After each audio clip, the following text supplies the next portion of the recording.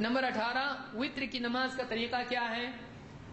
ثابت شدہ اور قوی روایت سے جس طریقہ ثابت ہوتا ہے، جس کو امام البخاری نے روایت کیا، وہ یہ کہ نافع کہتے ہیں ان عبداللہ ابن عمر رضی اللہ عنہ کا معمول یہ تھا کہ کان یسلم بین الرکعۃ والرکعتین فی الوتر، کہ وتر کی ایک رکعت اور 2 رکعتیں، 3 رکعت میں سے 2 کے بعد وہ سلام پھیرتے تھے، 2 کے بعد سلام پھیرتے تھے، پھر ایک پڑھتے تھے، حتی یأمر ببعض حاجتہ، یہاں تک کہ 2 رکعتوں کے بعد اور 1 رکعت پڑھنے کے بیچ میں جو سلام پھیر کے وقت ہوتا تھا اس میں گھر والوں کو کسی کام کا حکم بھی دے دیتے تھے، یعنی اس میں بات بھی کر سکتے ہیں۔ تو وتر کی نماز 2 رکعت پڑھ کے سلام پھیریں، اس کے بعد پھر 1 رکعت پڑھیں، یہ طریقہ زیادہ ثابت ہے۔ کوئی ایسا پڑھنا چاہے 3 رکعتیں پڑھے ایک ساتھ پڑھ لے، کہ پہلی رکعت پڑھ کے کھڑا ہو، دوسری کے بعد کھڑا ہو، تیسری کے بعد بیٹھ کے سلام پھیرے التحیات پڑھ کے، یہ طریقہ ایسا بھی کر سکتا ہے۔ تو 3 ایک ساتھ بھی پڑھ سکتا ہے اور 3 توڑ کے بھی پڑھ سکتا ہے، 2 اور 1۔ کوئی آدمی کا ایک نماز کے 2 ٹکڑے کیسے ہوئے؟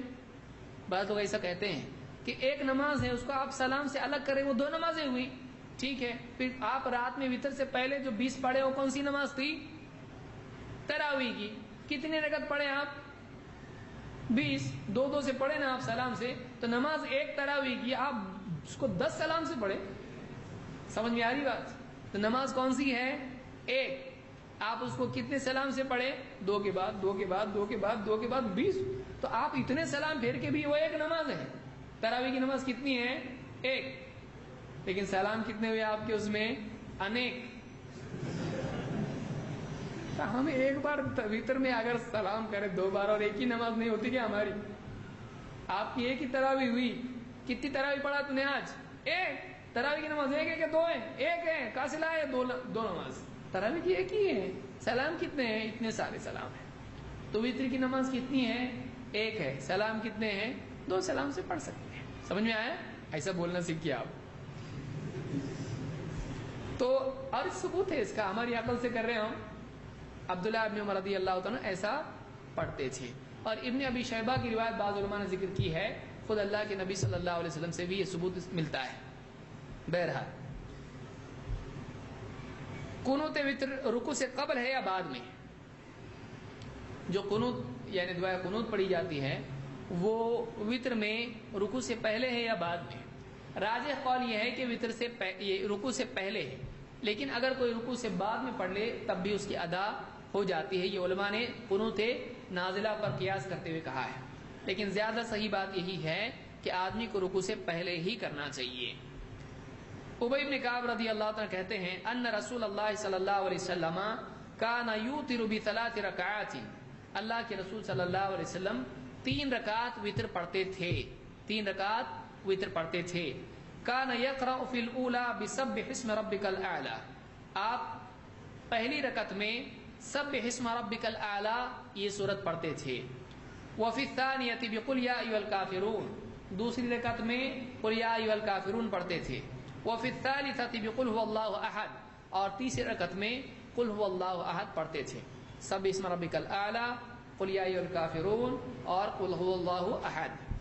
ویقنت قبل الرکوع، اور آپ قنوت کرتے رکوع سے پہلے، آپ صلی اللہ علیہ وسلم رکوع سے پہلے قنوت کرتے تھے۔ فَإِذَا فَرَغَ قَالَ عِنْدَ فَرَاغِهِ، جب آپ کی وتر آپ فراغت پاتے وتر سے سلام پھیرتے، قال سبحان الملک القدوس 3 مرات یطیل فی آخرہن،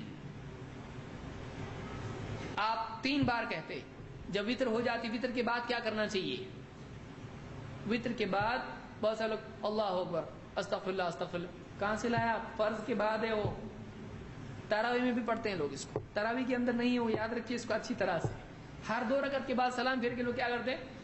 کیونکہ جماعت کی عادت ہو گئی نا فرضوں میں، تو یہ بھی جماعت ہے، تو اب کیا ہوتا ہے؟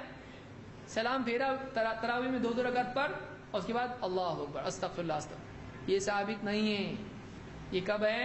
فرض نماز کے بعد ہے، تراویح میں اس طرح کا ثبوت نہیں ہے۔ اور جب پوری تراویح ہو جائے، وتر بھی ہو جائے، وتر کے بعد کیا کہنا چاہیے؟ سبحان الملک القدوس، سبحان الملک القدوس، سبحان الملک القدوس، اس کو کھینچنا چاہیے. آخری مرتبہ کیا کریں؟ طویل اس کو پڑھیں. یطیل فی آخرہن، آخری مرتبہ ان کلمات کو کھینچ کے پڑھتے تھے. اس کو امام النسائی نے روایت کیا اور یہ صحیح روایت ہے.